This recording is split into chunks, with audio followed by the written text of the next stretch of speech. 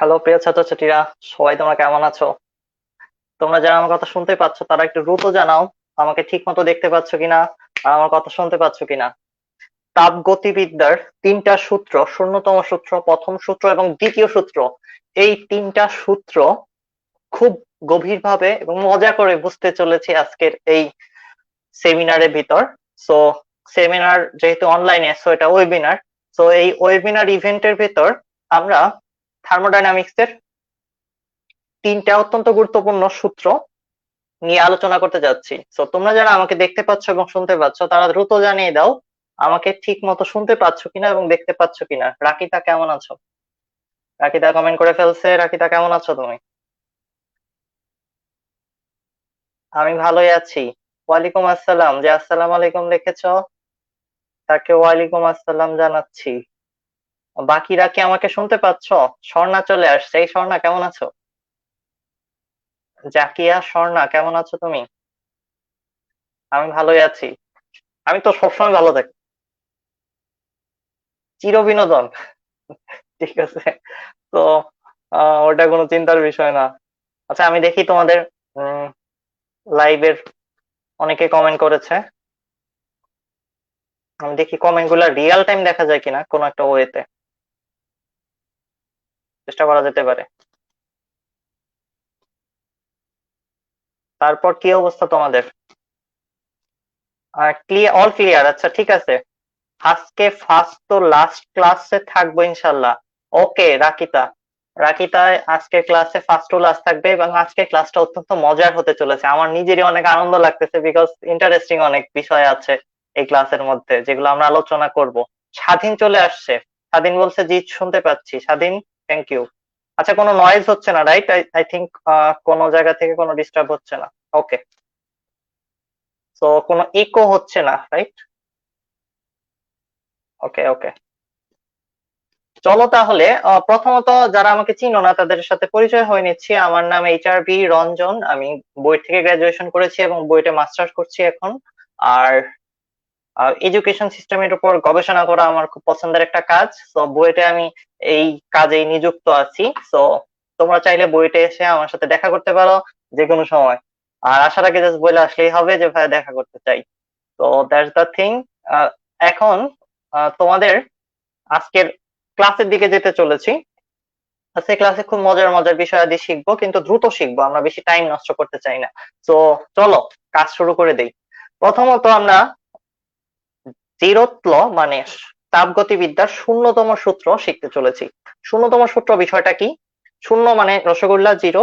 কিন্তু এই শূন্যতম সূত্র কি বলতে চায় তাপগতিবিদ্যার, সেটাই আমরা জানবো এখন। এটা খুব সহজভাবে আমি তোমাদের উদাহরণ দিয়ে বোঝাই। আমার হাতে তুমি তিনটা বস্তু দেখতে পাচ্ছ, এ বি সি। কিভাবে সোজা দেখা যাচ্ছে কিভাবে কে জানে। এবিসি, আচ্ছা এবিসি কি তোমরা সোজা দেখতেছো? সেটা আমি চিন্তা করতেছি। আচ্ছা, আহ এই এবিসি তিনটা বস্তু যদি তোমার কাছে থাকে তাহলে থার্মোডাইনামিকের জিরো ল বা শূন্যতম সূত্র বলে। আমি একটু দাঁড়াও, সাউন্ড ক্যান্সেলেশন।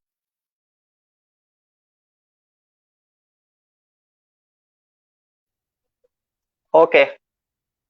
যদি শূন্যতম সূত্র কি বলে, শূন্যতম সূত্র মনে রাখার একটা সহজ কায়দা আগে বলবো, তারপরে শূন্যতম সূত্র এই তিনটা বস্তু দিয়ে দেখাবো তোমাদের আমি।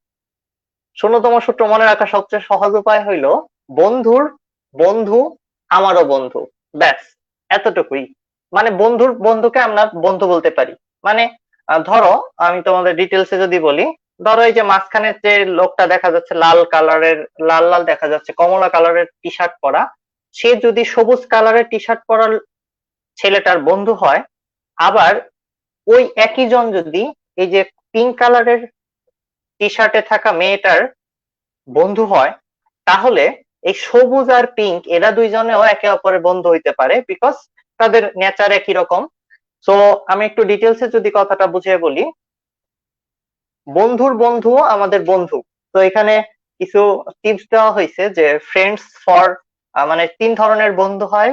Friends for all reason. আমি তোমাদের একটু বড় করে দেখাই, ইন্টারেস্টিং একটা জিনিস। ফ্রেন্ডস অফ, মানে ফ্রেন্ডস আর তিন ধরনের টাইপ হয়। Friends for, friends for a reason, friends for a season, আর ফ্রেন্ডস ফর এ লাইফ। তো তোমরা তোমাদের পছন্দের বন্ধু বান্ধবীদের মেনশন করে ফেলো, যারা আসলে তোমাদের এই 3 টাইপের মধ্যে যে কোনো এক টাইপের বন্ধু আর কি। তো কোন একটা কারণে বন্ধু, অথবা কোন একটা সময়ের জন্য বন্ধু, অথবা সব সময় বন্ধু। অবশ্যই সারা জীবনের বন্ধুকে বিশেষভাবে মেনশন কইরো। একজন খুব সুন্দর করে কমেন্ট লিখেছে, বিষয়টা মিউচুয়াল ফ্রেন্ডের মতো। হ্যাঁ, ফেসবুকের মিউচুয়াল ফ্রেন্ডের মতো তাপগতিবিদ্যার শূন্যতম সূত্র এটাই বলে। এখন আমরা একটু ডিটেলসে মানে পদার্থবিজ্ঞানের ভাষায় যদি বলি, ধরো এ এ একটা বস্তু আছে, আর এ বস্তুটা সামথিং বি আর একটা বস্তুর ফ্রেন্ড, মানে এ বস্তু আর বি বস্তু একসাথে আনা হইলে তাদের তাপমাত্রার কোনো পার্থক্য নাই, মানে এই দুইটা বস্তুর তাপমাত্রা সেম। যদি এটাকে তোমাদের দেখাই, এ আর বি বস্তু যদি তাপমাত্রা সেম হয়ে যায়, তাহলে তুমি সেকেন্ড আরেকটা চেক করবা যে এই বি এর সাথে অপর আরেকটা বস্তুর তাপমাত্রা সেম হয় কিনা। যদি বি এর সাথে সি আরেকটা বস্তু তারও তাপমাত্রা সেম হয়ে যায়, তাহলে আমরা বলতে পারবো আগের যে বস্তুটা অর্থাৎ এ আর সি এদের তাপমাত্রাও সেম। আমি যে আমার পাশে যে ছবি দেখতে পাচ্ছ ওটা দেখে বোঝা যাচ্ছে। আবারও বলি ডিটেলসে, এ আর বি তাপমাত্রা সেম হয়ে গেলে তার মানে এ এর একটা কমন বন্ধু আছে বি। আবার এ এর পরিবর্তে যদি এখানে সি হয়, সি আর বির তাপমাত্রা যদি সেম হয়, তাহলে আমরা ইনডাইরেক্টলি বুঝে গেছি যে এ আর সির তাপমাত্রাও পরস্পর সমান হবে। মানে এ আর সরি এ আর সি কই, এ আর সি কে একসাথে রাখলে, আচ্ছা আমি উল্টা দেখতেছি, আচ্ছা উল্টা দেখতেছি এই কারণে বুঝতে পারতেছি না। এই নাও, এ আর সি কে যদি একসাথে রাখা হয়, এখন দুইটাই উল্টা হয়ে গেছে, তাহলেও তাদের মধ্যে তাপমাত্রা ইকুইলিব্রিয়ামে থাকবে। সো তোমাকে যদি কেউ জিজ্ঞেস করে সামথিং এ একটা বস্তু, তার সাথে বি বস্তুর তাপমাত্রা সেম আছে, আবার বি বস্তুর সাথে সি বস্তুর তাপমাত্রা সেম আছে, এ আর সি কে পরস্পর যুক্ত করে দিলে কি হবে, তাপের প্রবাহ কোন দিকে ঘটবে? তোমরা অ্যান্সার দিবা কোন দিকে ঘটবে না, এ থেকে সি এর দিকে কোনো তাপ যাবে না, কারণ এদের তাপমাত্রা সেম হয়ে গেছে। কোন সূত্র অনুযায়ী? তাপগতিবিদ্যার রসগোল্লাতম বা শূন্যতম সূত্র অনুযায়ী এই জিনিসটা প্রমাণ হয়।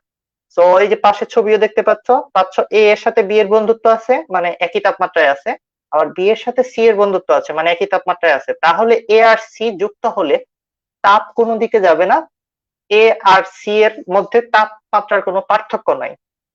এটাই হলো শূন্যতম সূত্র। তো তোমরা যারা যারা বুঝেছো আমাকে একটু কমেন্ট করে জানাও তো। আইমানও চলে আসছে মাত্র 9 জন ক্লাসে, ওরে বাবা, সবাই ভুলে গেছে ক্লাসের কথা। অবশ্য আমার একটু লেট হয়েছে। গালিব চলে আসছে, তারপর আরো অনেকেই আসছে, ইলি চলে আসছে। আলরিকা কেমন আছো তুমি? কমেন্ট করে জানাও। আচ্ছা, চলো সামনের দিকে যাই আমরা। তাপগতিবিদ্যার শূন্যতম সূত্র ক্লিয়ার কিনা একটু কমেন্টে জানাও তো যারা আছো তোমরা। আচ্ছা, এটা কিছু একটা কমেন্ট নেই আমরা। আহ, ও আচ্ছা,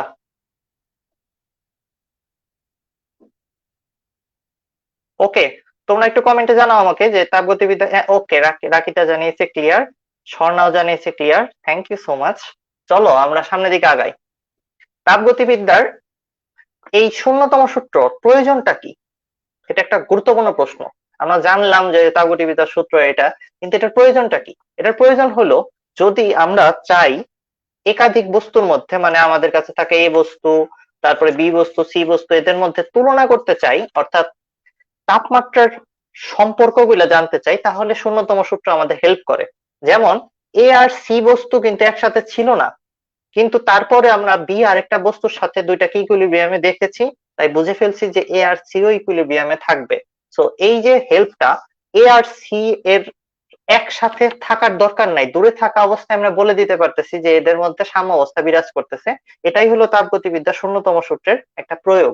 মানে compare between temperatures, that is the use of zeroth law of thermodynamics. এখন আমরা চলে আসি প্রথম সূত্র বা ফার্স্ট ল অফ থার্মোডাইনামিক্স আসলে কি বলতে চায় আমাদের। এটার মধ্যে যদি আমরা প্রবেশ করতে চাই, তাহলে বাস্তব জীবনে ঘটে চলা কিছু ঘটনা আগে দেখতে হবে। চলো দেখি, কিছু ইন্টারেস্টিং ঘটনা দেখো। ওখান থেকে বলটা আসছে, তারপর নিচে পড়তেছে, তারপর ফ্যানের মধ্যে চলে আসছে, এবার ফ্যান থেকে পতাকাটা অন হয়ে গেছে। আবার দেখো জিনিসটা ইন্টারেস্টিং, ঘুরতেছে, তারপর পড়তেছে, তারপর হাওয়া বের হয়ে যাচ্ছে। এটা দ্বারা আসলে বোঝানোর চেষ্টা করা হচ্ছে কি একটু পরে বলবো, বাট সামনে আগাই তারপরে বলবো, আগে বলবো না। জাস্ট দেখলা একটা ঘটনা, আরেকটা ঘটনা দেখো। ইঞ্জিনটা বা চাকাটা, হুইলটা ঘুরতেছে এবং কিছু মেকানিক্যাল চেঞ্জ ঘটতেছে। মানে ওই যে যে পাখার মতো কি বলে ডান্ডাগুলো রাখা আছে, সেই ডান্ডাগুলো কি হচ্ছে, ঘুরে ঘুরে পড়তেছে। অর্থাৎ তুমি যে ঘোরাচ্ছ সেটার কারণে একটা কাজও হচ্ছে। সামনের দিকে আরো আগাই। কেউ যদি টেনে ধরে, হুম, টেনে ধরে কোন একটা তীরকে, এভাবে টেনে ধরে, তীরকে ধনুকের মধ্যে টেনে ধরে তারপর ছেড়ে দেয়, তাহলে কিন্তু ওই টেনে ধরার কাজটা কি হয়, তীরটাকে সামনের দিকে নিক্ষেপ করতে হেল্প করে। সো এই তিনটা জায়গায় তুমি যেটা শিখলা সেটা নিয়ে এখন একটু কথা বলতে চাচ্ছি। এই তিনটা বিষয় নিয়ে যে কথা আমি বলতে চাচ্ছি তোমাদের সেটা হলো, এই যে তীর ছোড়া বা কোনো কিছু ঘোরাচ্ছ, অথবা তুমি যে রকম ভাবেই জিনিস ডিজাইন করো না কেন, যতগুলোই কাজ করো না কেন, এটা একটা শক্তি দ্বারা হয়েছে। তার মানে থার্মোডাইনামিক্স এর যে প্রথম সূত্র সেটা আসলে কিছুই না, সিম্পলি আমাদের পরিচিত law of conservation of energy বা শক্তির সংরক্ষণশীলতার সূত্র। এই সূত্রটা আসলে কি বলে, আমি যদি কোথাও শক্তি দেই সেটা বিভিন্ন ভাবে ট্রান্সলেট হইতে পারে, অনেক কিছুতে পরিণত হইতে পারে। ওই যে ঘুরতেছিল বলটা, তারপরে সেটা ওই ডান্ডাগুলোকে নড়াচ্ছিল, আর এই লোকটা টান দিছে, এরপর ছেড়ে দেওয়ার পর ওইটা আরেকটা কাজ করতেছে। তার মানে শক্তি নষ্ট হচ্ছে না, কোথাও ইউজ হয়ে যাচ্ছে বিভিন্ন ভাবে। তো এটাকে আমরা হিট ইঞ্জিনের মধ্যে দেখতে পারবো, প্লাস আমাদের বাস্তব জীবনে দেখতে পারবো। কোন একটা জায়গায় তাপ শক্তি যদি দেওয়া হয় সেই শক্তিটা নষ্ট হবে না, সেটা হয়তো কোনো কাজ করবে বা আদার কিছু করবে। সো আমরা এটাকে আরো ডিটেলসে বুঝবো। দেখো কত ডিটেলসে যাই, ব্যাপারটাকে অনেক ইন্টারেস্টিং ওয়েতে দেখতে চাচ্ছি আমরা। সো আমরা দেখতে পাচ্ছি এটা একটা বিস্কিট আছে। এই বিস্কিটটা যদি তোমাকে দেওয়া হয় তাহলে মনে করতে পারো এটার ভিতরে কিছু শক্তি আছে। এখন তুমি এই শক্তিটাকে ব্যবহার করতে পারো অনেক ভাবে। তুমি এটা খুলে খেয়ে ফেলতে পারো, মোটামুটি বিস্কিটটা খুলে খেয়ে ফেলতে পারো, এটা একটা ওয়ে হতে পারে।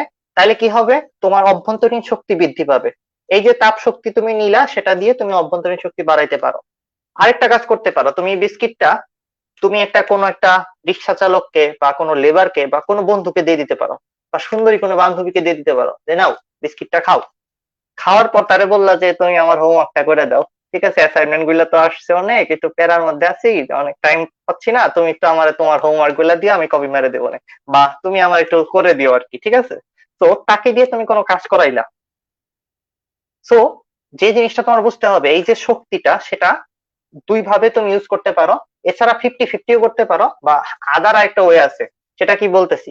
এক নম্বর কি বলছিলাম, তুমি নিজে খাইতে পারো, এতে তোমার অভ্যন্তরীণ শক্তি বাড়বে, দেহ স্বাস্থ্য ভালো থাকবে, ঠিক আছে, ইষ্টপুষ্ট হয়ে যাওয়া।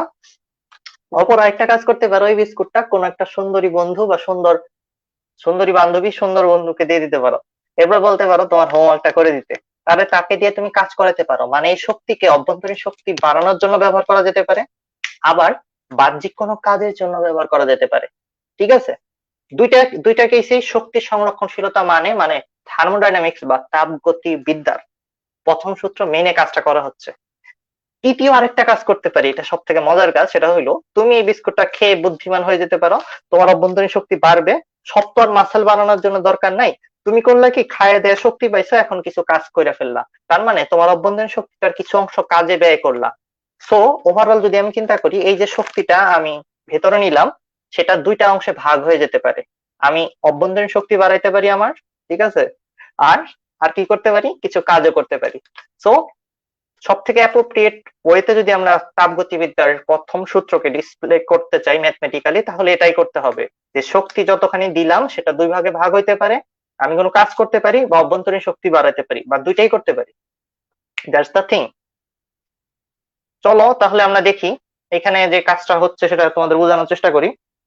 এখানে একটা আহ, কি যেন বলে, একটা পিস্টন দিয়ে টেনে টেনে নিচের থেকে আসলে তাপ দেওয়া হচ্ছে, আর গ্যাস গুলো লম্বা হয়ে যাচ্ছে। তোমাদের আমি ফুল স্ক্রিনে দেখাই, তারপর বোঝা যাবে। আচ্ছা, আসসালামু আলাইকুম যে দিছে, ওয়ালাইকুম আসসালাম। আচ্ছা, 7 to 9 আমাদের স্টাডি টাইম, তাই আমাদের ওই সময় নেট থাকে না। আহা, দুঃখের কথা, এত সুন্দর ক্লাস করতে পারতেছো না। আমি আমার তোমাদের বয়সে এত সুন্দর ক্লাস করি নাই কখনো।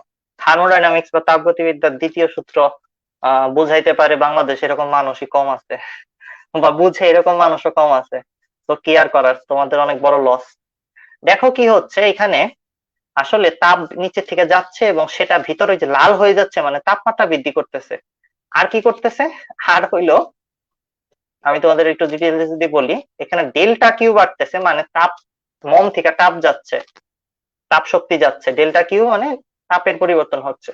ওই শক্তিটা কোথায় ব্যয় হচ্ছে, ডেল্টা ডাব্লিউ তে ব্যয় হচ্ছে। ডেল্টা ডাব্লিউ মানে হইলো এই যে পিস্টনটা উঠে গ্যাসের আয়তন বেড়ে একটা কাজ হইতেছে, কাজ করতেছে এই যে। আর ভিতরে যে লাল লাল হচ্ছে মানে কি, এই যে টেম্পারেচার বাড়তেছে, মানে অভ্যন্তরীণ শক্তি বাড়তেছে। এই কথাটাই আমি তোমাদের একটু আগে বলেছিলাম। সেটা হইলো, এখন আমি তোমার আবার ডিসপ্লে করতেছি। যদি এরকম একটা তোমার কাছে একটা সিলিন্ডারের মতো কিছু থাকে, ভিতরে কিছু গ্যাস থাকে, এটাকে তুমি এখন যদি তাপ শক্তি দিতে চাও, তাপ শক্তি কোন দিক দিয়ে দিতে চাইতেছি, নিচ দিক থেকে দিতে চাচ্ছি, তাহলে আমি তাপ শক্তি দেওয়ার জন্য নিচে একটা বুনসেন বার্নার বা আগুন নিয়ে এসে জ্বালাই দিলাম। এই যে দেখো, আগুন জ্বালাই দিছি। এই আগুনটা এটার মধ্যে, গ্যাসের মধ্যে গেলে দুইটা ভাবে এই ডেল্টা কিউ পরিমাণ আগুন ব্যয় হতে পারে। কিভাবে হইতে পারে, দুইটা ভাবে ব্যয় হইতে পারে এই শক্তিটা। এই যে আগুন থেকে যে শক্তি যাচ্ছে সেটা দুই ভাবে ব্যয় হইতে পারে। একটা কি হইতে পারে, এই পিস্টনটা এখান থেকে উঠে, এই যে দেখো আমার পাশে যে ছবি অ্যানিমেশন হচ্ছে সেখানে দেখো পিস্টনটা উঠে যাচ্ছে, ঠিক আছে? তো পিস্টনটার উঠে যাওয়া মানে হলো গ্যাসের আয়তন বেড়ে যাচ্ছে। আর মানে পিস্টনটা কোন দিকে উঠে যাচ্ছে, আমি যদি একটু তীর চিহ্ন দিয়ে বোঝানোর চেষ্টা করি, পিস্টনটা উপরের দিকে উঠে যাচ্ছে, এতে কাজ হচ্ছে, বাহ্যিক কাজ, ডেল্টা ডাব্লিউ পরিমাণ। আরেকটা কাজ হচ্ছে, সেটা কি, আরেকটা কাজ হইলো ইন্টারনাল এনার্জি বা অভ্যন্তরীণ শক্তি গ্যাসের বেড়ে যাচ্ছে, গ্যাসগুলোর তাপমাত্রা বেড়ে যাচ্ছে। তার মানে গ্যাসগুলো আয়তনেও বেড়ে যাচ্ছে তাপ পাওয়ার পর, আর তাদের তাপমাত্রাও বেড়ে যাচ্ছে। তাই দুই ভাবে আমাদের এইখান থেকে আসা তাপ শক্তি দুই ভাবে ব্যয় হচ্ছে। একটা হলো পিস্টনটার, আমাদের যে পিস্টনটা আছে সেটার কে উপরে উঠাইতে কাজে নষ্ট হচ্ছে কিছু পরিমাণ শক্তি, বাকি শক্তিটা অভ্যন্তরীণ শক্তি বাড়াইতে কাজে লাগতেছে। তো দ্যাটস দ্য থিং। এই জিনিসটাই সূত্র আকারে তোমাদের বইয়ে লেখা, এভাবে করে আমি তোমাদের দেখিয়ে দিচ্ছি।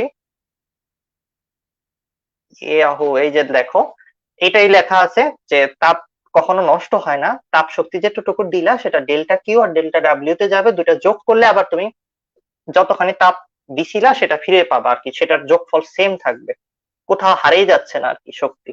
তো এটাই হলো তাপগতিবিদ্যার প্রথম সূত্র, বলে যে শক্তি কোথাও হারিয়ে যায় না। এটা তুমি এটা দিয়ে কাজও করতে পারো, এটা দিয়ে অভ্যন্তরীণ শক্তি বাড়াইতে পারো, অথবা দুইটাই করতে পারো, কিন্তু হারিয়ে যাবে না। Delta Q is equal to delta U plus delta W.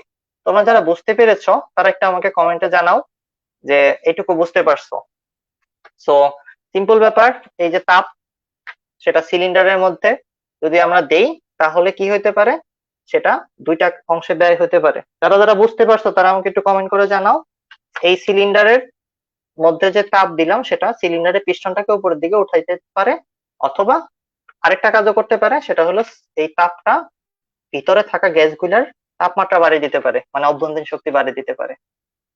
আচ্ছা, আমাদের একটা প্রশ্ন এসেছে, খুব সুন্দর করে লিখেছে রাকিটা। আমরা প্রশ্নটা একটু পড়ার চেষ্টা করি, চলো। তাপগতিবিদ্যার প্রথম সূত্র, প্রকৃতপক্ষে শক্তি নিত্যতার সূত্রের একটি বিশেষ রূপ।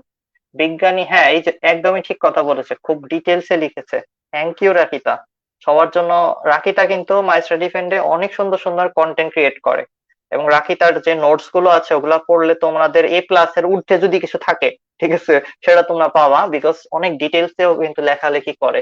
তোমরা রাকিতাকে অবশ্যই ফলো করতে পারো। রাকিতা কিন্তু মাই স্টাডি ফ্রেন্ড টিমের একজন খুবই ক্রিয়েটিভ একটা পার্সন। তো অনেক সুইট একটা মানুষ। তো তোমরা তাকে অনেক অনেক কিছু শেখার জন্য তার কাছ থেকে সাহায্য নিতে পারো। তো আমরা, চলো আমরা তো দেখলাম। আচ্ছা, জি ভাইয়া বলছে স্বর্ণা বুঝতে পেরেছে। ওকে, আরেকজন আলহামদুলিল্লাহ লিখেছে, ওকে ঠিক আছে। সুমাইয়া হাসান হোসেন চলে আসছে। সুমাইয়া কেমন আছো তুমি? আচ্ছা, ইলি আলবিন, এমডি আলবিন, আই থিঙ্ক তোমার নামও দেখতে পাচ্ছি। থ্যাংক ইউ ক্লাসে যুক্ত থাকার জন্য, সবাইকে ধন্যবাদ। আচ্ছা, সামনের দিকে আগাই। তাপগতিবিদ্যার প্রথম সূত্র শিখলাম, দ্বিতীয় সূত্র কিন্তু সবচেয়ে ডিফিকাল্ট এবং সব থেকে মজার একটা সূত্র, সেটার মধ্যে যাব। এবং তোমরা বাংলাদেশে কোন জায়গায় তাপগতিবিদ্যার দ্বিতীয় সূত্রের সঠিকভাবে যে স্টাইলে পড়ানো দরকার সেটা পাও না। তো এই ক্লাসটার মাধ্যমে তোমরা যেটা পেতে চলেছো, দ্যাট উড বি অ্যামেজিং। মানে তোমার বাংলাদেশের পুরো বাংলাদেশের সমস্ত ফিজিক্সের বই পড়ার পরেও, সমস্ত ফিজিক্স টিচারের কাছে পড়ার পরেও তাপগতিবিদ্যার দ্বিতীয় সূত্র আসলে কি বলতে চায় সেটা তোমাদের ক্লিয়ার হবে না।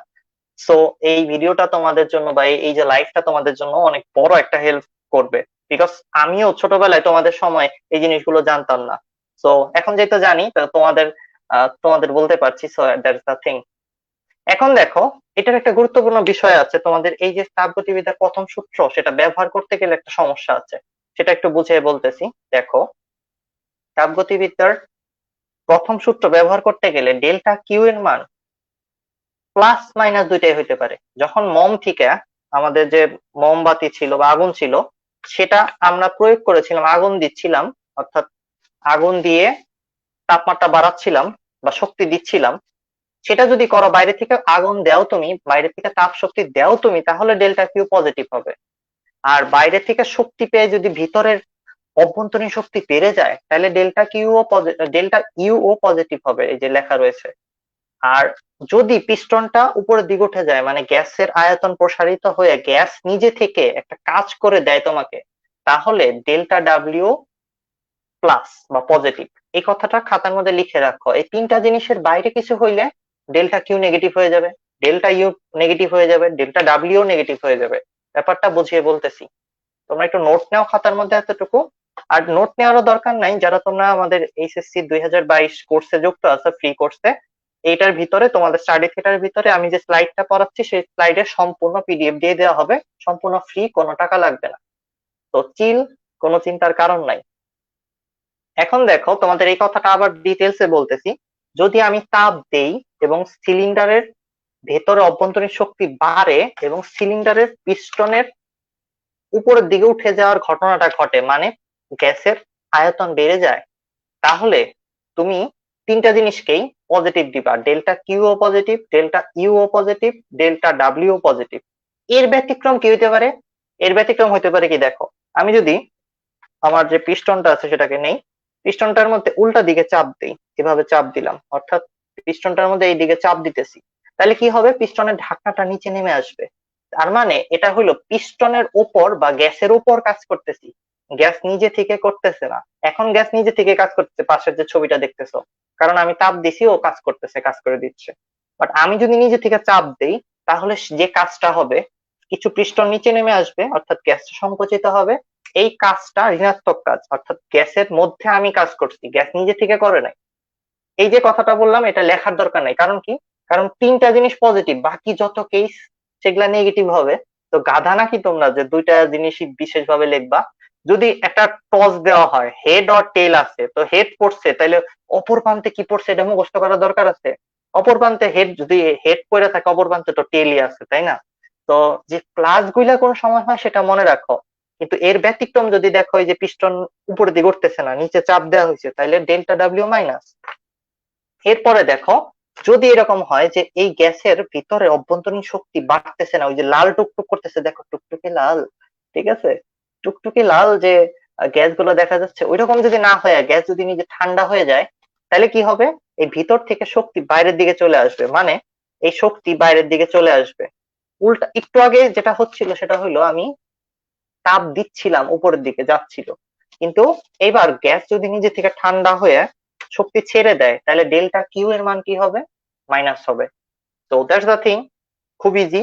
যদি তাপ দেওয়া হয় তাহলে ডেল্টা কিউ পজিটিভ, যদি তাপ ছেড়ে দেয় ডেল্টা কিউ নেগেটিভ।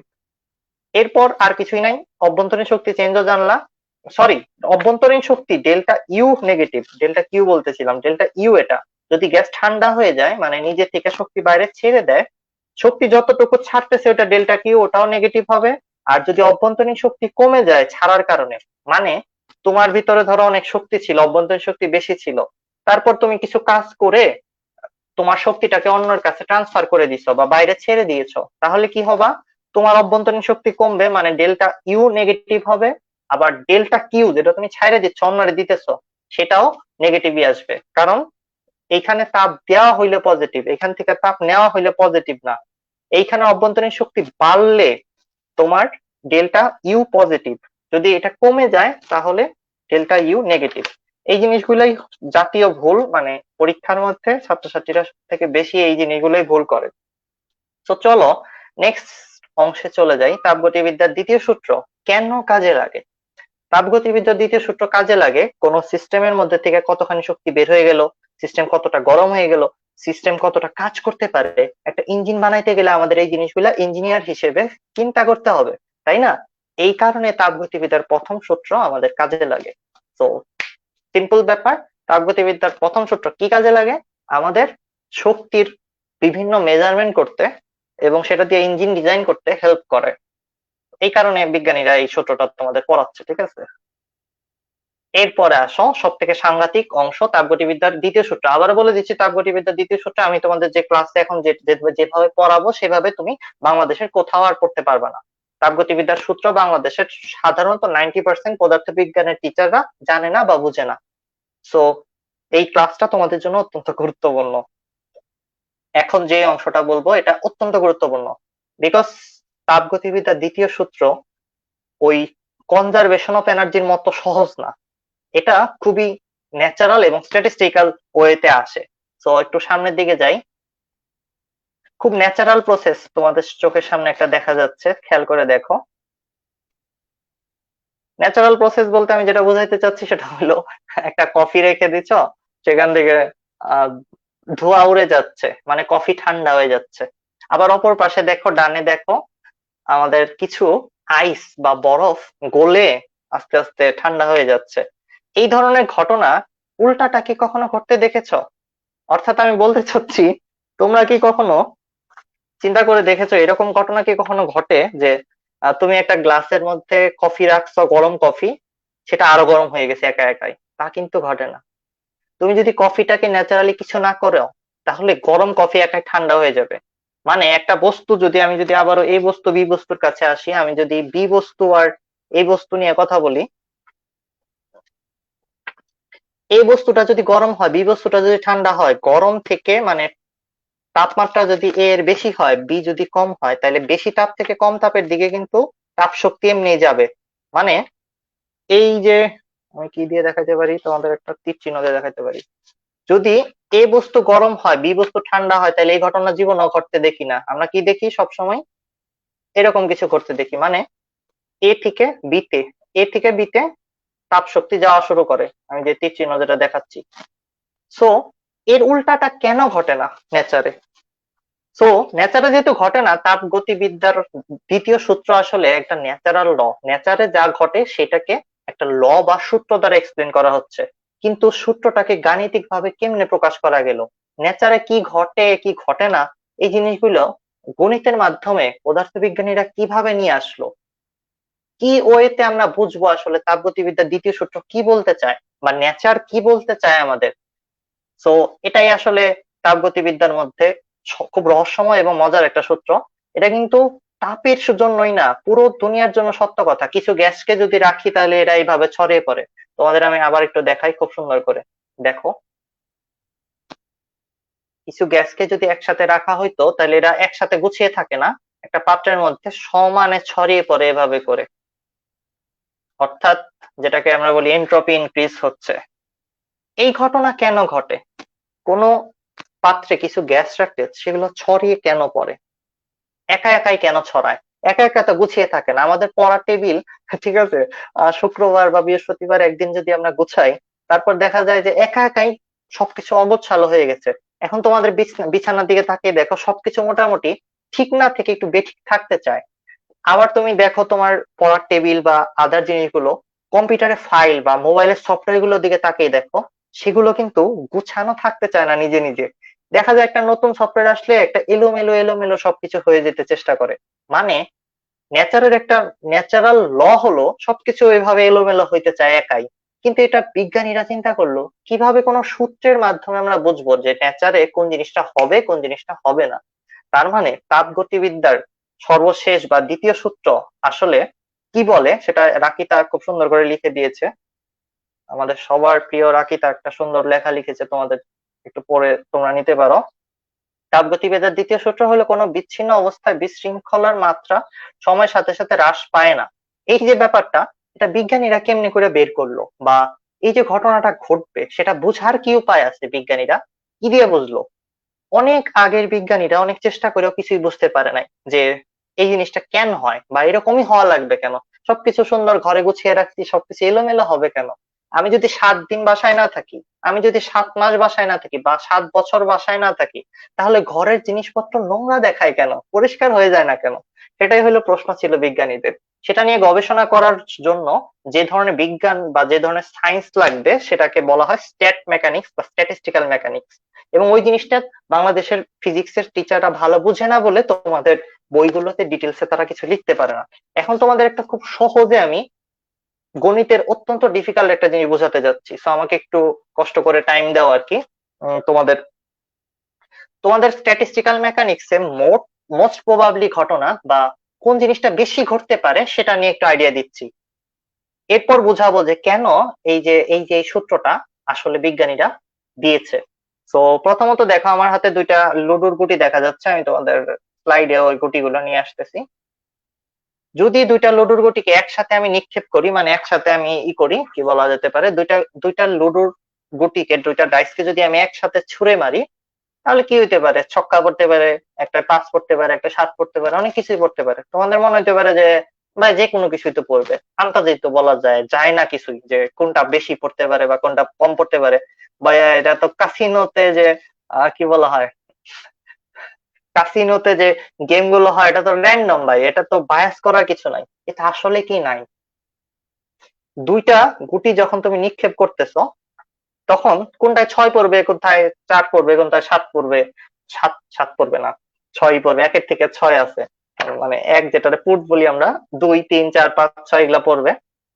এখন দুইটা গুটিকে যদি আমি একবার নিক্ষেপ করি কি হবে বলা যাবে না, কিন্তু যদি এই দুইটা গুটিকে বারবার বারবার নিক্ষেপ করতে থাকি, বারবার দিলাম, বারবার বারবার চাল দিলাম, বারবার চাল দিলাম, দিতে থাকলে 1000 বার চাল দিলে কি ঘটবে এটা বলা যাবে। ইন্টারেস্টিং ব্যাপার। তোমাদের কাছে মনে হইতে পারে এটা কি বললেন, কেমনে বলা যাবে, কি হবে এটা কেমনে বলবো, এটা তো ভাগ্য পরীক্ষা করতেছি। কিন্তু না, স্ট্যাটিস্টিক্যালি ঘটনাটার মধ্যে একটা মোস্ট লাইকলি ব্যাপার আছে, তোমাদের আমি এখনই দেখাচ্ছি, বোঝার চেষ্টা করো। খুব ডেপথে যাচ্ছি, ভালো স্টুডেন্টরা শুধু থাইকো ক্লাসে, জেনারেলি আমার ক্লাসের ছাত্রছাত্রীরা যারা চরম রকমের জিনিসপত্র শিখতে চায় তারাই থাকে। So that's the fun.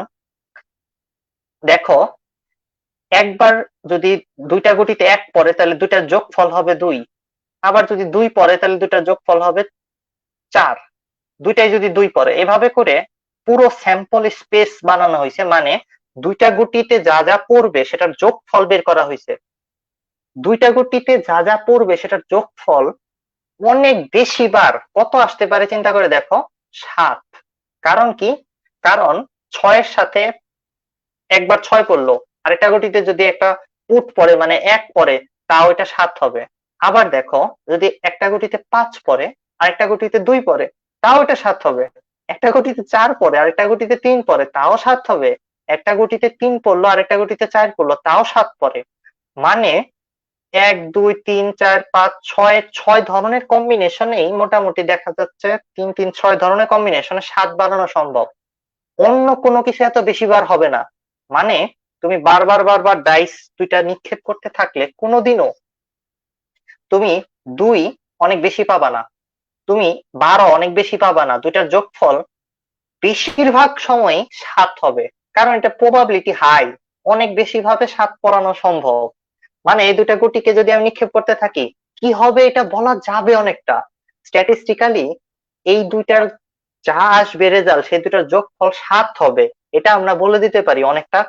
অনেক বেশি টাইম এই প্রিডিকশন, মানে এই জোয়া খেলাটার মধ্যে অনেক বেশিবার তুমি জিতবা যদি তুমি জানো এই রহস্যটা, যে এটার মধ্যে দুইটা নিক্ষেপ করলে তুমি বাসায় চেক করে দেখতে পারো, 1000 বার নিক্ষেপ করে দেখলে তুমি দেখবা অনেক বেশি সময় বার দুইটা জিনিসের যোগফল আসবে 7।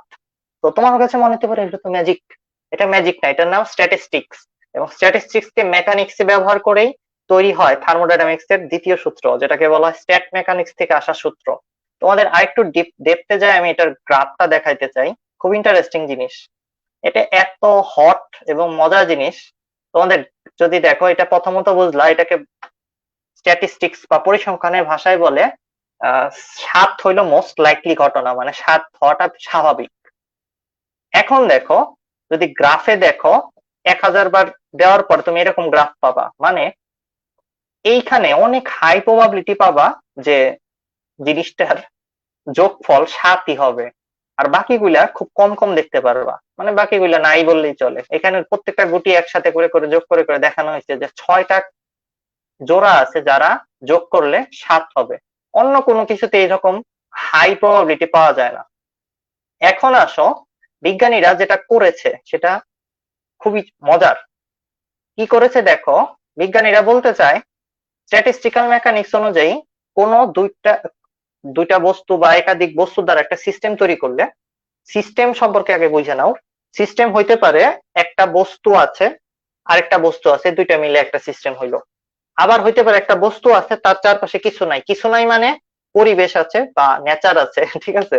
তো ওই বস্তু আর পরিবেশ এই দুটা মিলা আসলে একটা সিস্টেম। তো ওই যে প্রথমে আমি যে এই ছবিটা দেখাচ্ছি, ছবিটার মধ্যে বাম পাশের যে ছবিটা ওইটা খেয়াল করো, দুইটা বস্তু মিলে একটা সিস্টেম হইতে পারে, অথবা একটা বস্তু একটা বস্তুর ভিতরে আছে সেটা, এরা দুইটা মিলে একটা সিস্টেম হইতে পারে। সো কোনো বস্তুকে খালি দেখলে মনে করবা না যে ওটা তো সিস্টেমের মধ্যে নাই, সিস্টেমের মধ্যে আছে, টোটালটা মিলে একটা সিস্টেম। আসলে এটাকে বলা হয় বস্তুটা এবং তার আশেপাশের পরিবেশ বা পরিপার্শ্ব বা সারাউন্ডিং, সেই জিনিসটা মিলা, দুইটা মিলা একটা সিস্টেম গঠন করছে। বিজ্ঞানীরা, আমরা যে একটু আগে লুডুর গুটি দিয়ে যে ব্যাপারটা দেখার চেষ্টা করলাম, যে কোন জিনিসটা বেশি হওয়ার কথা, সেটা অ্যানালাইসিস করে দেখছে যে দুইটা বস্তুর মধ্যে যদি আমরা শক্তি দেই, ব্যাপারটা একটু কঠিন হবে। ভালো ছাত্রছাত্রীরা ফোকাস করার চেষ্টা করো, খারাপ ছাত্রছাত্রীরা যারা আছো নিজেকে খারাপ ভাইবো না ঠিক আছে, নিজেকে খারাপ ভাবা বন্ধ করো। বুঝাচ্ছি, বুঝতে পারবা। দেখো, এইখানে কিছু পদার্থ আছে, এইখানেও কিছু পদার্থ আছে, এদের মধ্যে যদি কিছু শক্তি থাকে, সেই শক্তির সজ্জা বা শক্তি ডিস্ট্রিবিউশন করে বিজ্ঞানীরা ওই একই জিনিস স্ট্যাটিস্টিক্যাল মেকানিক্স বা পরিসংখ্যান ব্যবহার করে দেখছে, এদেরকে যদি একসাথে কাছে আনা হয়, একসাথে লাগিয়ে দেওয়া হয়, তাহলে শক্তির ডিস্ট্রিবিউশন এমন ভাবে হয়, মানে এদের মধ্যে শক্তির লেনদেন এমন ভাবে হয় যেটা প্রিডিক্ট করা যায়। প্রিডিক্ট করা যায় মানে যেটা একটা নির্দিষ্ট, কি বলা যায়, নির্দিষ্ট পরিসংখ্যানের পিক পয়েন্টকে ইন্ডিকেট করে বা মোস্ট লাইকলি ঘটনাকে ইন্ডিকেট করে। যেমন একটু আগে কথাটা কি বলতেছিলাম, দুইটা ডাইস কে নিক্ষেপ করলে দুইটার যোগফল যে 7-এর কাছাকাছি যাবে, এটা সম্ভাবনা অনেক বেশি। একই রকম ভাবে বিজ্ঞানীরা দুইটা বস্তুকে একসাথে কাছে আনলে তাদের শক্তির ডিস্ট্রিবিউশনের উপর যখন গাণিতিক সূত্র অ্যাপ্লাই করে দেখেছে, তখন দেখছে এই এনট্রপি বা ডেলএস এর মান সবসময় বাড়ে পুরো সিস্টেমের। মানে এই দুইটা মিলে এমন ভাবে গোল্লা পাকাবে যাতে ভিতরে বিশৃঙ্খলা বেড়ে যায়। বা তুমি বলতে পারো যে আমি এখানে যে কতগুলো কাগজ দিয়ে নড়াচড়া করতেছি না, কাগজগুলো একা একা ছড়াচ্ছে, গুছাচ্ছে না।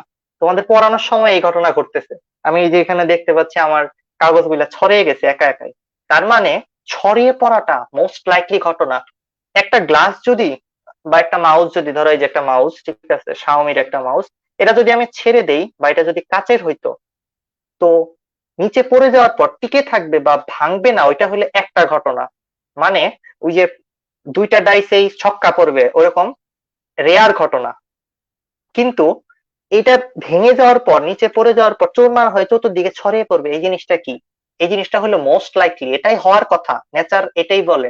তো বিজ্ঞানীরা স্ট্যাটিস্টিক্যাল মেকানিক্স ব্যবহার করে তাপগতীয় সিস্টেমের মধ্যে কোন জিনিসটা বেশিরভাগ হওয়ার কথা সেটা বের করেছে, এবং সেটাই হলো এনট্রপি 0 অথবা 0 থেকে বেশি হয়। এটার প্রমাণও তোমাদের আমি দিয়ে দেবো, যারা আমাদের কোর্সে আছো তোমাদের আমি একটা ম্যাটেরিয়াল দেখাচ্ছি, এটার ভিতরে অনেক ডেপথে এটার প্রমাণ আছে।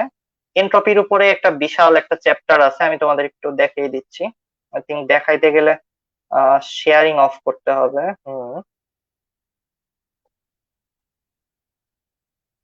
একটু টাইম দাও, দেখাচ্ছি, ততক্ষণে তোমাদের মাথাকে একটু কুল রাখো।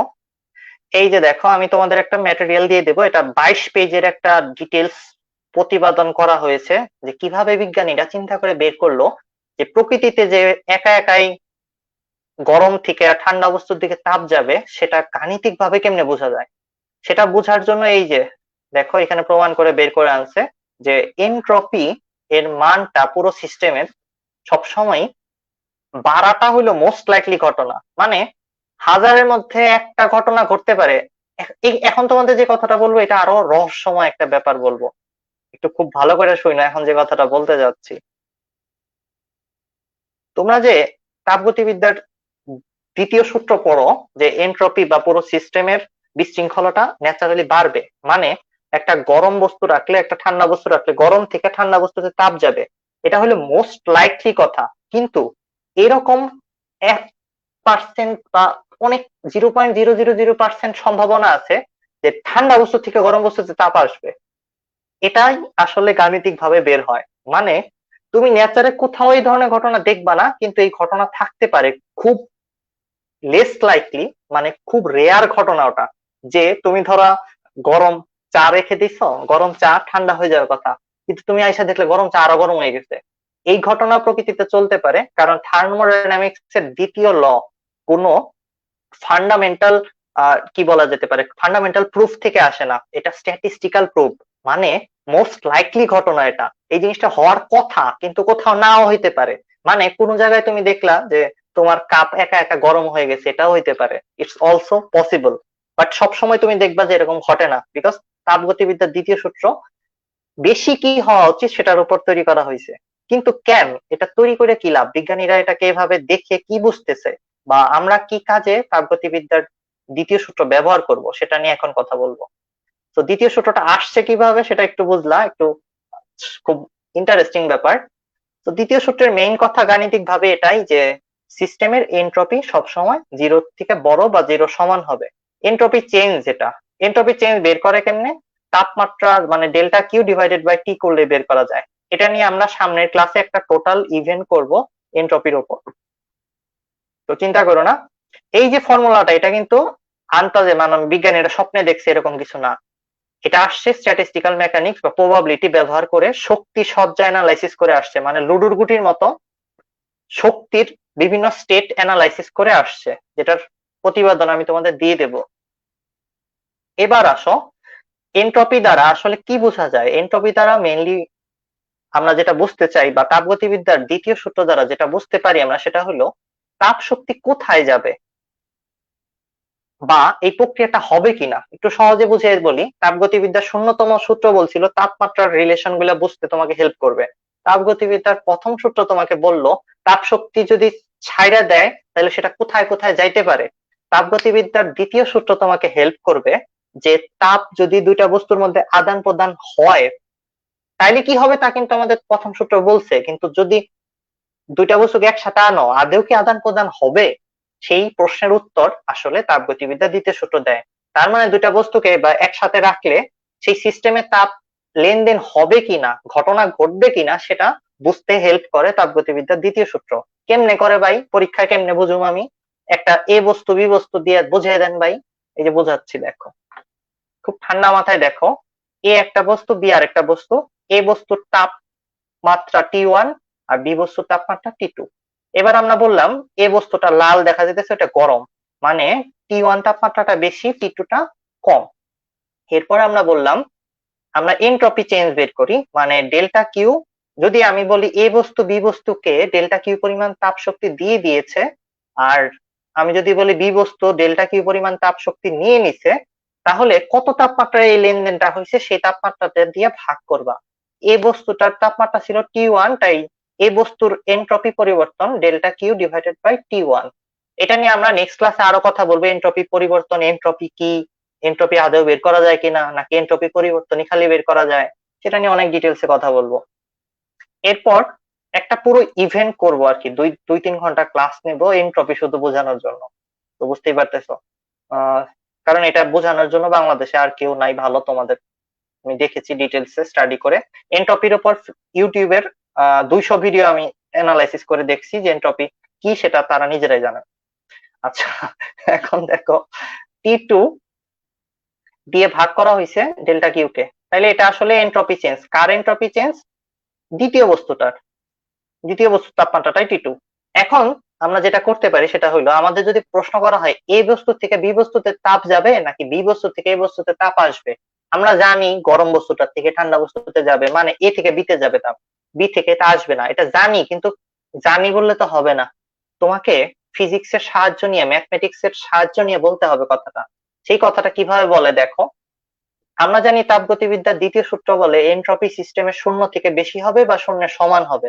এইবার দেখো কি হইতে পারে, যদি আমরা বলি এনট্রপি চেঞ্জ সমান হবে, তার মানে delta Q by T one delta Q by T two এই দুটাই সমান হয়ে যাবে, মানে দুটা কাটাকাটি গেলে শূন্য হবে। যদি কাটাকাটি যায় তাইলে আমরা কোনো শক্তিকে রূপান্তর করতে পারবো না, মানে শক্তিটা দিয়ে কোনো কাজ করতে পারবো না। লেনদেন হইতেছে ঠিকই, অনেকটা বরফ গলার মতো ঘটনা, বরফ গলতেছে ঠিকই কিন্তু তাপমাত্রা বাড়তেছে না। ওই অবস্থায় ডেল্টা এস এর মান যোগ করলে, দুটাকে যোগ করলে শূন্য হবে। এবার বোঝার চেষ্টা করো, খুব সিম্পলি আমরা যদি চিন্তা করি এ থেকে বি তে যদি তাপ শক্তি যায় বা যাবে এটা ধরে নেই, তাহলে ডেল এস কত হবে?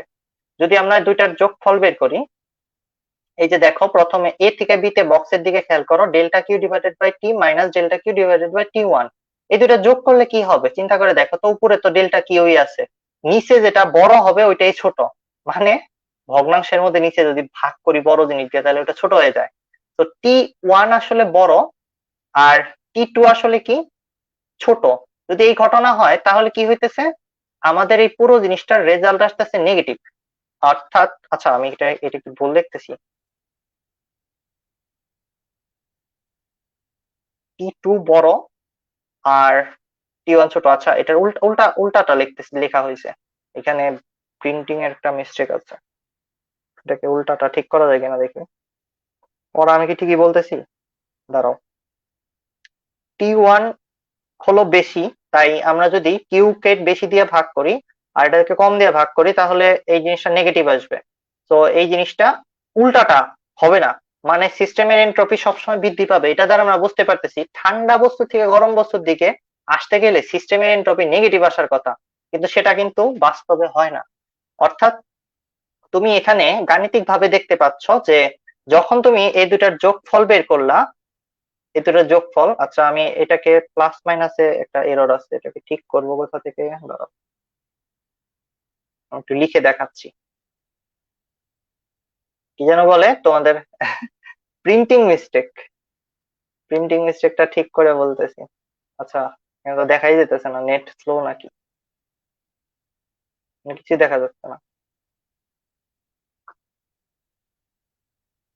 ওয়েট করো, আমি তোমাকে একটা পেন দিয়ে দেখাইতে পারি হয়তো।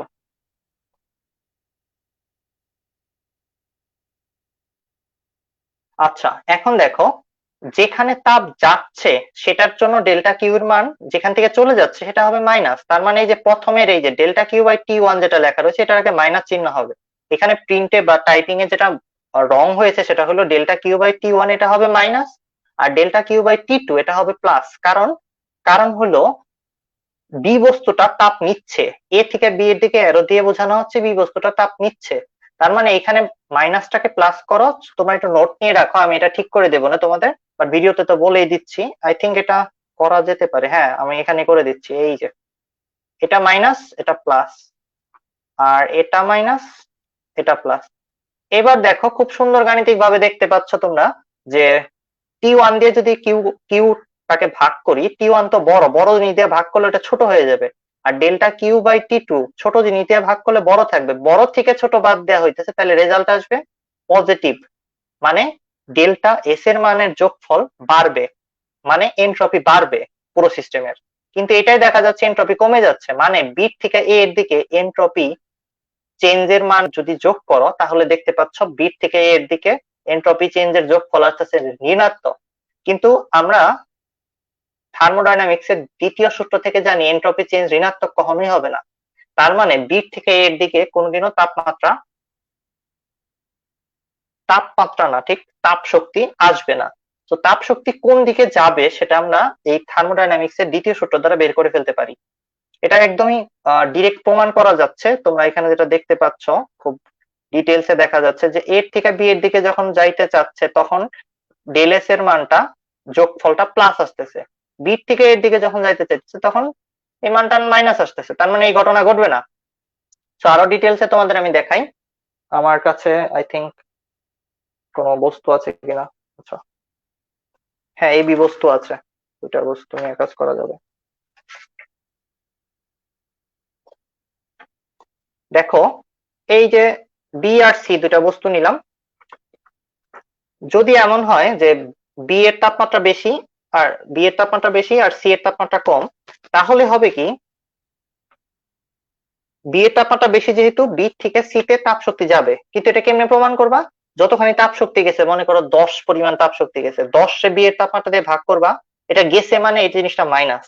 আর সি তে তুমি যেটা করবা সেটা হলো ওই 10 আসছে, 10 কে সি এর তাপমাত্রা দিয়ে ভাগ করবা, দুইটা রেজাল্ট যোগ করে দেখাবা, অ্যান্সার দেখবা পজিটিভ আসতেছে, তার মানে এই ঘটনা ঘটবে।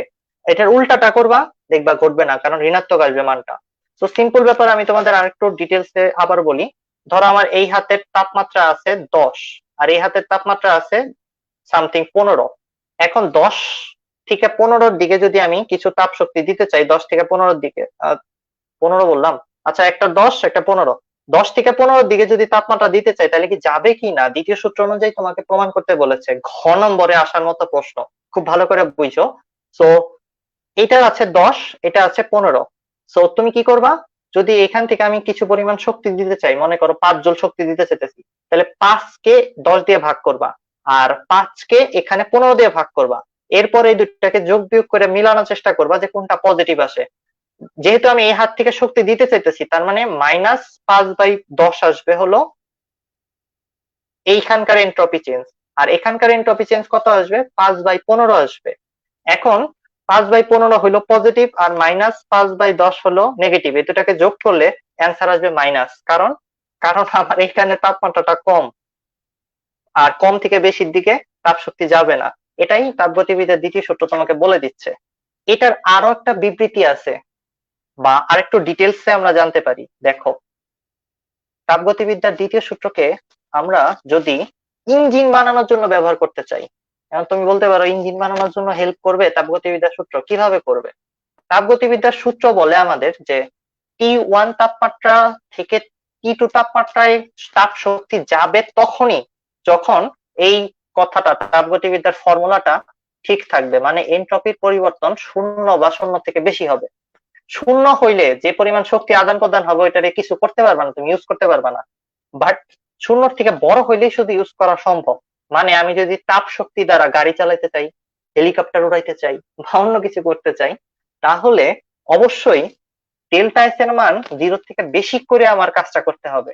আর ডেল্টা এস এর মান বেশি তো তখন থাকবে যখন এই T1 আর T2-র মধ্যে তাপমাত্রার ব্যাস কম থাকবে। সো এটা দ্বারা ইঞ্জিন বানায় কিভাবে একটু খেয়াল করো, আমি তোমাদের যদি দেখাই। এই যে দুইটা বস্তু আছে আমার কাছে, একটা তাপমাত্রা হইলো T1, ওটার মধ্যে তাপ শক্তি আছে Q1 পরিমাণ। আরেকটা বস্তু আছে, সেটার তাপমাত্রা হইলো T2, এবং সেটার মধ্যে তাপ শক্তি আছে Q2 পরিমাণ। এখন এই দুইটা বস্তুর মধ্যে যদি একটা সংযোগ, তাপীয় সংযোগ করি, তাহলে যদি T1টা বেশি হয় T2টা কম হয়, তাইলে তাপ শক্তি একটা থেকে আরেকটা আনা সম্ভব। তাপ শক্তি ট্রান্সফার এছাড়া সম্ভব না, তাপগতিবিদ্যার দ্বিতীয় সূত্র এটা বলতেছে। এখন তাপগতিবিদ্যার এই সূত্রটা থেকে আরেকটা গোপন রহস্য বের হয়ে আসে। রহস্যটা কি? রহস্যটা হইলো, কারো কাছ থেকে তাপ নিতে চাইলে আমার একটা ঠান্ডা জিনিস লাগবে। মানে কোথাও থেকে, কোনো ইঞ্জিন থেকে তাপ শক্তি কাজে লাগাইতে গেলে আমার আর একটা ঠান্ডা জিনিসের সাথে এটাকে কানেক্ট করে তাপ শক্তিটাকে টানতে হবে। এছাড়া তাপ শক্তিকে দিয়ে কোনো কাজ করা সম্ভব না। এতে সমস্যাটা কোথায়? সমস্যাটা হইলো, দুনিয়ায় কোনো ঠান্ডা বস্তু ব্যবহার করে গরম বস্তু থেকে তাপ আনতে আনতে ঠান্ডা হয়ে যাবে তপরটাও। তার মানে দুইটা যখন সাম্যাবস্থায় চলে আসবে তখন আর কিন্তু তাপের ট্রান্সফার সম্ভব না, বা কোনো গরম বস্তু থেকে আরো গরম বস্তুতেও তাপ শক্তি নেওয়া সম্ভব না। এই কারণে ইঞ্জিনের দক্ষতা কোনোদিন 100% করা যাবে না। তাই তাপগতিবিদ্যার দ্বিতীয় সূত্রকে ইনডাইরেক্টলি অনেক বিজ্ঞানী বলে 100% দক্ষতা সম্পন্ন ইঞ্জিন কখনো তৈরি করা যাবে না। এই কথাটা অনেকে আমরা বুঝি না, যে কেন বিজ্ঞানীরা এটা বলতেছে, এটার সাথে এনট্রপির কি সম্পর্ক আছে। ইঞ্জিনের দক্ষতা কখনো 100% হবে না, 100% থেকে কম হবে। কারণ এই হইলো, এনট্রপির মান 0 বা 0 থেকে বেশি হয়, কিন্তু 0 থেকে কম হয় না। 0 থেকে কম হইলে কি করা যেত? তাপ শক্তিকে এখান থেকে এখানে আইনা আবার এটার থেকে ঠান্ডা বস্তুতে না নিয়ে গরম বস্তুতে নেওয়া যেত, মানে গরম থেকে আরো গরমে তাপ শক্তি নেওয়া যেত। সেটা কিন্তু সম্ভব হবে না, বিকজ তাপগতিবিদ্যার দ্বিতীয় সূত্র তোমাকে বলতেছে খুব স্পষ্ট ভাবে যে একটা গরম বস্তু থেকে তাপ শক্তি বের করে আনতে চাইলে একটাই উপায় আছে, তার সামনে আর একটা ঠান্ডা বস্তু কানেক্ট করে দিতে হবে তার সাথে, তখন তুমি কিছু কাজ তুমি করতে পারবা। কিন্তু একটা বস্তু একাই তোমাকে কোনো সরাসরি কাজ করে দেবে না। মানে তাপ শক্তি দুনিয়ার এমন একটা রহস্যময় শক্তি, যেটা দিয়ে কাজ করাইতে চাইলে তোমার দুইটা কানেকশন লাগবে, একটা তাপমাত্রা বেশি আর একটা তাপমাত্রা কম থাকতে হবে, তাইলে তাপ শক্তি দিয়ে তুমি কোনো কাজ করতে পারবা। মানে তাপ শক্তি সরাসরি কোনো জায়গায় ব্যবহার করে কাজে রূপান্তর করা যায় না। এটাই হলো তাপগতিবিদ্যার দ্বিতীয় সূত্রের সব থেকে ডেপথে গিয়ে ব্যাখ্যা। বা তোমরা এখন বুঝতে পারছো কিনা তাপগতিবিদ্যার দ্বিতীয় সূত্রটা, একটু কমেন্ট করে জানাও তো।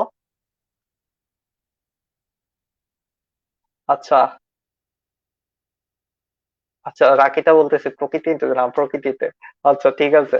তো তাপগতিবিদ্যার সবার শেষে যদি কিছু কথা বলি এখানে তাপগতিবিদ্যার সূত্র নিয়ে, এটা কেন ব্যবহার করা হয়, সেকেন্ড লটার উদ্দেশ্যটা কি? মেইন উদ্দেশ্যটা হলো to determine whether or not a given physical or chemical process will ochre spontaneously, মানে কোন ঘটনাটা ন্যাচারালি হবে সেটা বোঝার কায়দা হলো তাপগতিবিদ্যার দ্বিতীয় সূত্র। মানে আমি যদি আমার হাতে কফি রাখি তাহলে কফির কি অবস্থা হবে, কফিটা কি একা একা ঠান্ডা হবে না একা একা গরম হয়ে যাবে, সেটা আমাদের বলে দেবে কে? তাপগতিবিদ্যার দ্বিতীয় সূত্র। এবং সেটা সে বলে দেয় কিভাবে?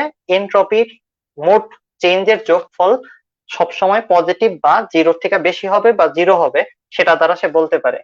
এবং ওই জিনিসটা ডেল এস এর মানটা জিরোর থেকে বড় বা জিরো সমান হবে, ওটা কেমনে আসছে?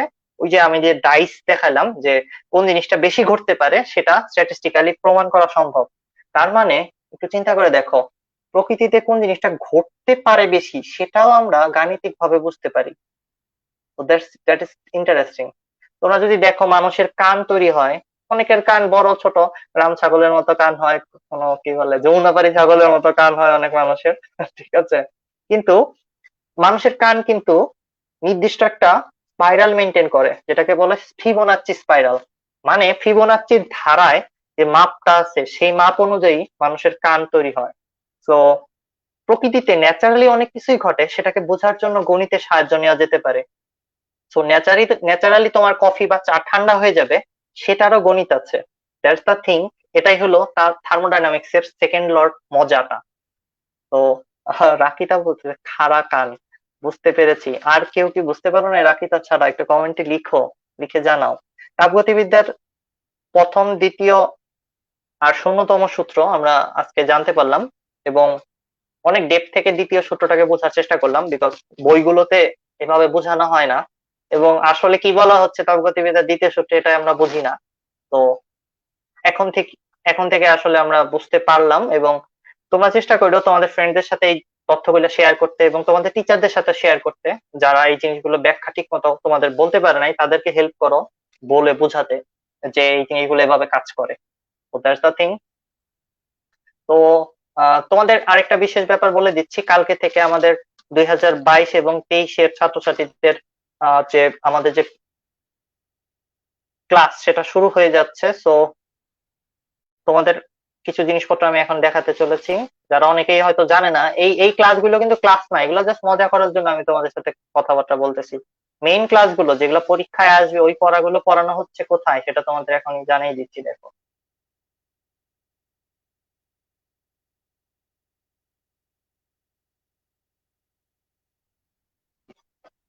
তোমাদের স্বাভাবিক ক্লাসগুলো আপলোড হবে বৃহস্পতিবার, রুটিন তো তোমরা জানোই।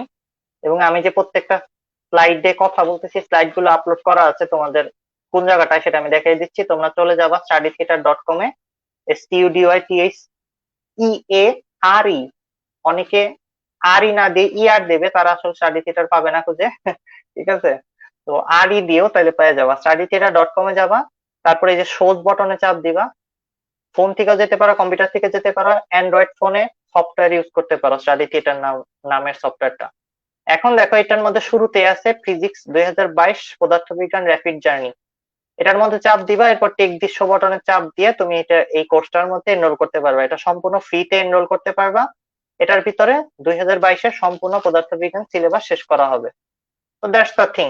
এখানে তোমাদের আমি যদি দেখিয়ে দিই, এটার ভিতরে প্রবেশ করে আমি দেখিয়ে দিচ্ছি তোমাদের এই যে বৃহস্পতিবার দিন তোমাদের কয়টা ক্লাস আসবে সেটা আমি বলে দিচ্ছি। তাপগতিবিদ্যার উপর বৃহস্পতিবার দিন অর্থাৎ পরশু দিনই আই থিঙ্ক তোমাদের টোটাল 6টা লেকচার পাবলিশ হবে।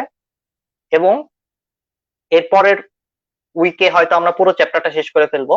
ছোট ছোট ছোট ছোট অনেকগুলো লেকচার, লেকচার 1 থেকে 6 তোমাদের ডিটেলস দেওয়া আছে, সেটাও তোমরা এখানে দেখতে পারবা। আমি দেখিয়ে দিচ্ছি লেকচার 1-এ কি পড়ানো হবে, সবকিছু লেখা আছে ডিটেলসে।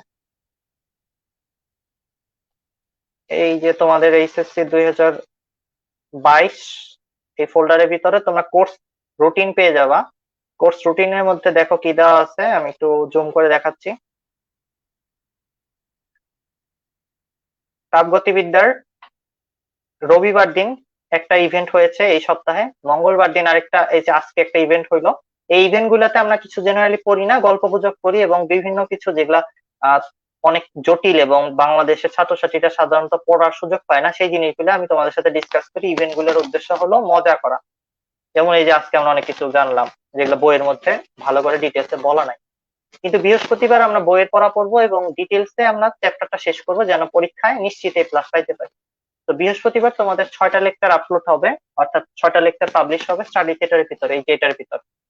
এটার লিঙ্কও আমি দিয়ে দেবো আবার ডিটেলসে, এবং এটার মধ্যে তুমি এই জিনিসগুলো, রুটিন গুলা এবং সবকিছু পেয়ে যাবা 2022-এর যা ডিটেলস আছে। এবং এটার মধ্যে তোমাদের স্টাডি ম্যাটেরিয়ালও দেওয়া রয়েছে, মানে পড়ার জন্য যা যা লাগবে সবকিছু পেয়ে যাবা। এবং আমি যে স্লাইড গুলো দিয়ে পড়াচ্ছি তোমাদের, ইভেন্ট গুলো হচ্ছে সেটার লিঙ্কও এখানে আছে। এই যে দেখো তাপগতিবিদ্যা ফিজিক্স লেখা রয়েছে একটা। এটার মধ্যে এনট্রপির যে ব্যাখ্যাগুলো আমি করার চেষ্টা করলাম, ওইটার ডিটেলস আছে এটার ভিতরে। ল অফ থার্মোডাইনামিক্স, মানে আজকের যে এটা হইলো, ওটার পিডিএফটা পেয়ে যাওয়া তুমি এখানে। কোর্স আউটলাইন, এখানে দেখো সামনের বৃহস্পতিবার আমাদের যে ক্লাসগুলো আসতেছে সেটার ভিতরে কি কি পাবা সেটা এখানে দেওয়া আছে। কোর্স আউটলাইন আমি ডাউনলোড করে ফেলেছি, দেখো তোমরা ডাউনলোড করতে পারো ফ্রিতে। লেকচার 1-এ আমরা তাপমাত্রার ধারণা এবং নিম্ন স্থিরবিন্দু ঊর্ধ্ব স্থিরবিন্দু প্রাথমিক অন্তর এটা নিয়ে পড়াশোনা করব। তারপরে দেখো লেকচার 2-তে তাপমাত্রার পরিমাপের বিভিন্ন স্কেল, তাপগতিবিদ্যার শূন্যতম সূত্র। তৃতীয় লেকচারে তাপগতিবিদ্যার থেকে আমরা বিভিন্ন সিস্টেম, মুক্ত বদ্ধ বিচ্ছিন্ন সিস্টেম সম্পর্কে পড়বো। এবং পুরো বইয়ে যেভাবে সিলেবাস সাজানো আছে তোমাদের, সেভাবে আমরা সিলেবাস পুরোটা কমপ্লিট করব। সমষ্ণ প্রক্রিয়া, সমতাপ প্রক্রিয়া, সম আয়তন এবং রুদ্ধতাপীয় প্রক্রিয়া সম্পর্কে জানবো। মোলার আপেক্ষিক তাপ নিয়ে কথাবার্তা বলবো। তারপর তাপগতিবিদ্যার প্রথম সূত্র আর জোলের আর ক্লসিয়াসের বিবৃতি, এই 6টা জিনিস, 6টা লেকচার আমরা বৃহস্পতিবার দিন শেষ করে ফেলবো। তো এই সপ্তাহে আমরা 6টা শেষ করলে সামনের সপ্তাহে হয়তো আরো 6টা শেষ হয়ে যাবে। তো পুরো তাপগতিবিদ্যার চ্যাপ্টারটা আমরা শেষ করে ফেলতে পারবো 2 সপ্তাহের মধ্যে প্রায়। তারপর আমরা পরীক্ষা নেব তোমাদের। তো আই থিঙ্ক এটার মধ্যে তাপগতিবিদ্যার পরে সবই পাবা। সো স্টাডি থিয়েটারে যারা যুক্ত হও নাই তারা দ্রুত যুক্ত হয়ে যাও। এই টেক দৃশ্য বটনে চাপ দিলেই তুমি ফ্রিতে যুক্ত হতে পারবা। এরপরে বলি, তোমরা যারা master defender physics chemistry math 3টাই পড়তে চাচ্ছ এবং আরো ডিটেলসে মানে সিদ্ধান্ত নিয়ে ফেলছো যে তোমরা বুয়েট রুয়েট কুয়েট সার্চ বুটেক্স বা বাংলাদেশ টেক্সটাইল বা ঢাকা ইউনিভার্সিটি জগন্নাথ জাহাঙ্গীরনগরে পড়বা, মানে তোমার বড় স্বপ্ন আছে, তুমি ভার্সিটি এবং ইঞ্জিনিয়ারিং এর ট্রেনিং সহ একদম ডিটেলসে পড়াশোনা করতে চাও, ফিজিক্স কেমিস্ট্রি ম্যাথ সিরিয়াসলি পড়বা যারা চিন্তা করেছো, তারা এই যে master defender HSC classroom science physics chemistry math December, অর্থাৎ কালকে থেকে এটা ক্লাস শুরু হচ্ছে, এটাই যুক্ত হয়ে যাবা। এটার ভিতরে অনেক উইকলি 3টা করে লেকচার থাকবে, 3টা করে পরীক্ষা থাকবে। আর বেসিক থেকে অ্যাডভান্স লেভেলে ট্রেনিং হবে, মানে তোমরা অ্যাডমিশনের প্রিপারেশনটা অনেকখানি 90%-এর বেশি এখানে শেষ করতে পারবা। এবং পদার্থবিজ্ঞান রসায়ন গণিত 3টা সাবজেক্ট এখানে পড়ানো হচ্ছে, কালকে থেকে ক্লাস শুরু হবে এখানে। আর যারা এইচএসসি 2021 আছো, এটা হলো 22 আর 23-এর জন্য এটা বেটার। যারা এইচএসসি পরীক্ষা দিয়েছো মাত্র, মানে পরীক্ষা দিয়ে চিন্তা করতেছো ফিজিক্স কেমিস্ট্রি ম্যাথ কোথায় পড়বো, তারা এখানে ভর্তি হবা।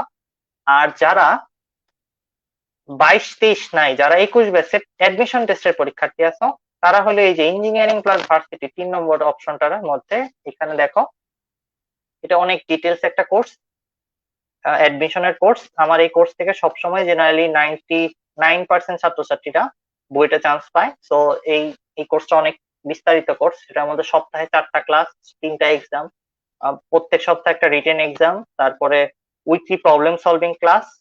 এত ডিটেলসে এই কোর্সটা করানো হচ্ছে। এটার মধ্যে অনেক ছাত্রছাত্রী যুক্ত হয়ে গেছে। এবং তোমাদের ব্ল্যাক ফ্রাইডে একটা অফার দিয়েছে মাস্টার ডিফেন্স থেকে, ওটা বন্ধ হয়ে যাবে। এবং আরো মজার ব্যাপার হইলো এই কোর্সটার মধ্যে কোনো অফারই রাখা হবে না, এবং এটার তোমাদের এইচএসসি পরীক্ষার পরবর্তীতে এটার প্রাইস ইনক্রিজ হতে থাকবে শুধু। তো এটার মধ্যে হলো 2021 ব্যাচ ভর্তি হবা, 22 ব্যাচ না। 22 এবং 23-এর জন্য প্রথমের দুইটা ফিক্স পুরোটা ফ্রিতে করতে পারবা। ফিজিক্স কেমিস্ট্রি ম্যাথ পুরোটা তোমরা প্রিমিয়াম সার্ভিস এইখান থেকে পাবা। আর যারা 21 ব্যাচ আছো তাদের জন্য ইঞ্জিনিয়ারিং প্লাস ভার্সিটি। তো ডিটেলস আমি বলে দিলাম। আবারও তোমাদের এই ফ্রি মডিউলটা যেটা আছে, যেটার মধ্যে তোমরা ক্লাস করতেছো সম্পূর্ণ ফ্রিতে, যে ফিজিক্সের সবকিছু একসাথে গুছিয়ে যেখানে পাবা, সেটা হলো স্টাডি থিয়েটার। আমি কমেন্টে তোমাদের আবারও লিংক দিয়ে দেবো, যেটার মধ্যে তোমরা জাস্ট রেজিস্ট্রেশন করলেই সব ক্লাস এনজয় করতে পারবা। এবং ক্লাসের মধ্যে যা যা পড়ানো হবে সেই লেকচার গুলো, স্লাইড বুক গুলো এবং ডিজাইন করা কালারফুল পিডিএফ গুলো তোমরা সব ওখানে পেয়ে যাবা। আর আমি যে ক্লাসগুলো এখন নিচ্ছি ইভেন্টের মাধ্যমে, সেগুলোর রেকর্ডিং ওটার ভিতরে একসাথে গোছানো থাকবে, যেন তুমি হারিয়ে না ফেলো, পোস্ট খুঁজতে না হয় তোমার ফেসবুকে এখানে সেখানে গিয়ে। তো ভালো থেকো, টাটা বাই বাই।